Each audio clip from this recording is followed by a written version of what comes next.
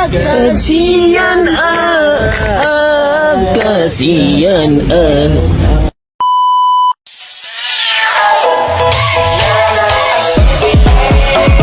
salah.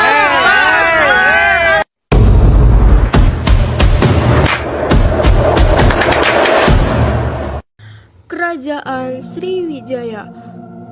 Sriwijaya adalah kerajaan bahari historis yang berasal dari Pulau Sumatera sekitar abad ke-7 sampai abad ke-11. Kehadirannya banyak memberi pengaruh pada perkembangan sejarah Asia Tenggara, terutama dalam kawasan Nusantara Barat. Dalam bahasa Sanskerta, Sri berarti bercahaya atau gemilang dan Wijaya berarti kemenangan atau kejayaan. Dengan demikian, nama Sriwijaya bermakna kemenangan yang gilang gemilang. Lokasi ibu kota Sriwijaya dapat dengan akurat disimpulkan berada di kota Palembang, tepatnya di muara Sungai Musi. Sriwijaya terdiri dari sejumlah pelabuhan yang saling berhubungan di sekitar Selat Malaka. Latar belakang Kerajaan Sriwijaya.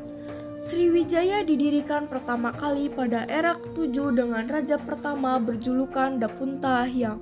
Bukti fisik berupa kronik informasi Cina memberitahu bahwa pada tahun 682 Masehi atau kala ke-6 ada seorang pendeta Buddha dari Tiongkok yang ingin memperdalam agamanya di tanah India.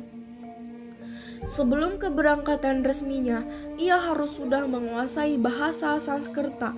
Alasannya itulah pendeta bernama Isting tersebut mempelajarinya dahulu selama setengah tahun di Sriwijaya. Kronik ini sekaligus memberi sinyal bahwa ternyata pada zaman dulu Sriwijaya sudah menjadi sentra keagamaan yang mumpuni di kawasan Asia Tenggara. Bahkan Isting pula berhasil menerjemahkan kitab-kitab agama Buddha ke bahasa nenek moyangnya setelah mempelajari dengan cara mendalam agama Buddha di Sriwijaya.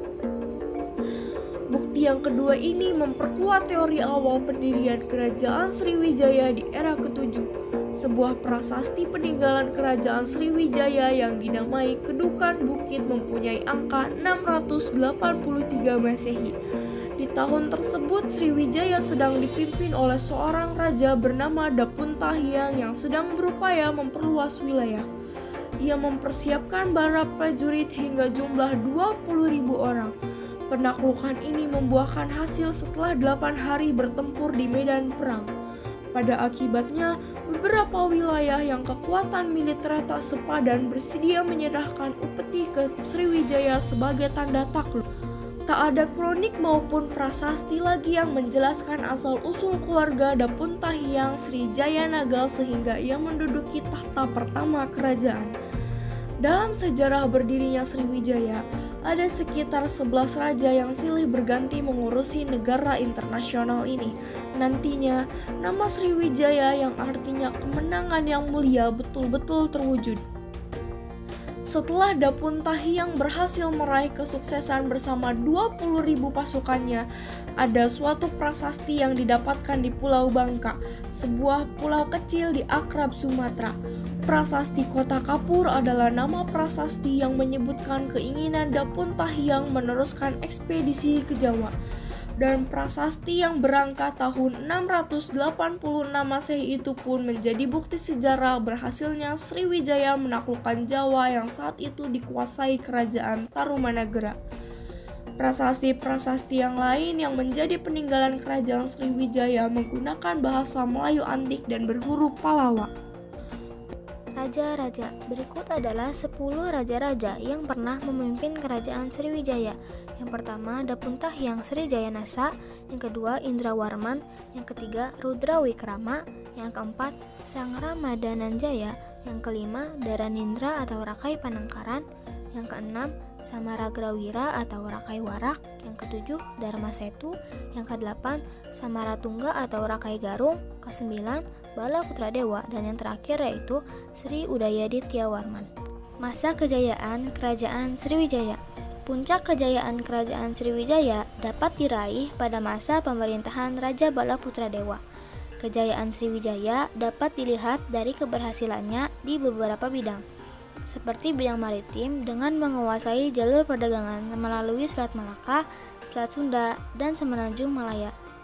Rakyatnya pun hidup dengan makmur karena kerajaan mendapatkan banyak pemasukan dari pajak kapal-kapal dagang yang melintas. Untuk menjaga stabilitas kerajaan, dibangunlah armada laut yang kuat dan membuat para kapal pedagang yang singgah di Kerajaan Sriwijaya merasa aman dari gangguan perompak.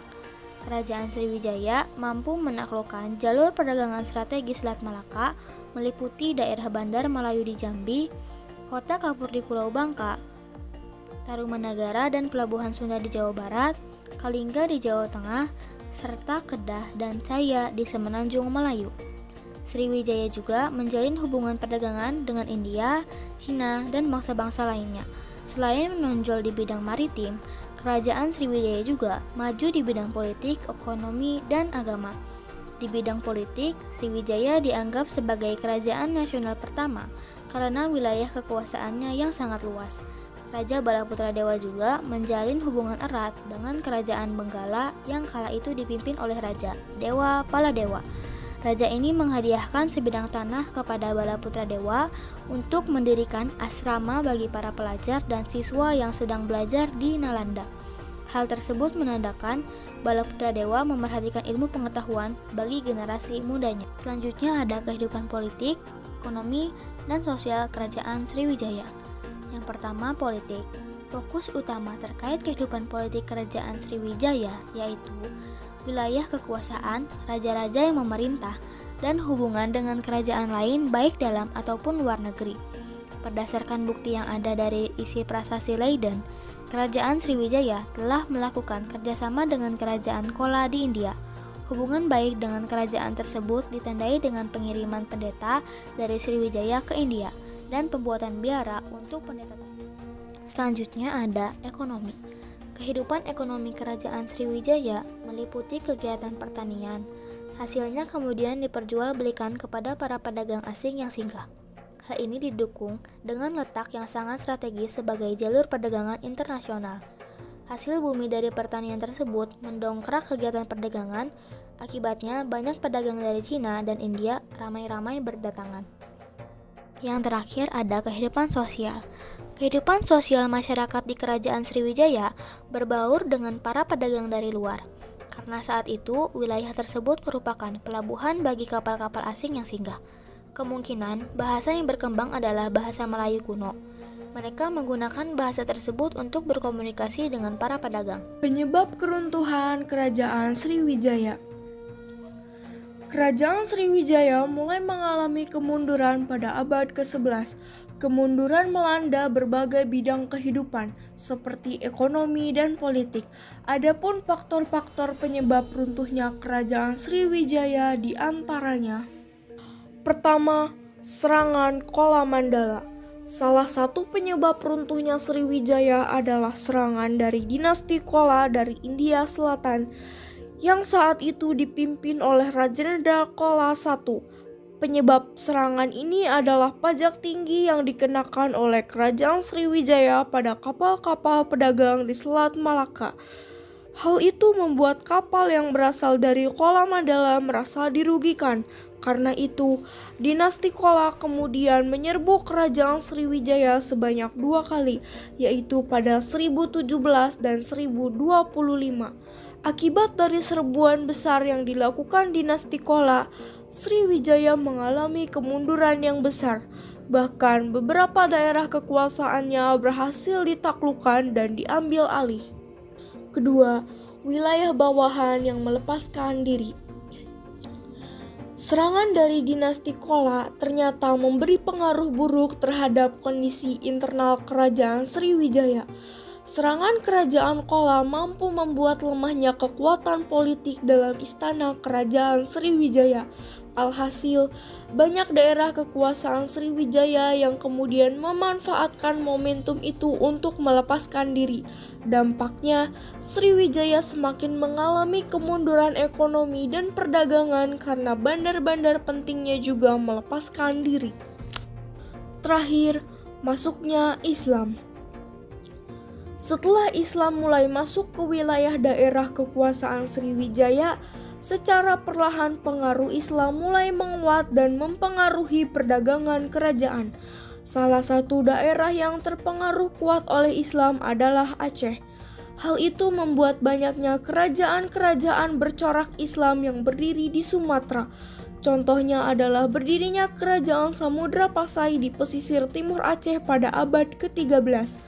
Karena sebab-sebab tersebut, Kerajaan Sriwijaya runtuh pada masa pemerintahan Raja Srimat Sri Udayaditya Warma Pratapaparakrama Rajendra Maulimali Warmadewa. Terakhir, peninggalan Kerajaan Sriwijaya. Berikut ini ada 11 peninggalan Kerajaan Sriwijaya, yaitu Prasasti Kedukan Bukit, Prasasti Kota Kapur, Prasasti Telaga Batu, Prasasti Karangbrahi, Prasasti Palas Pasemah, Prasasti Talang Tuo, Prasasti Hujung Langit, Prasasti Ligor, Prasasti Leiden, Candi Muara Takus, Candi Biaro Bahal 3.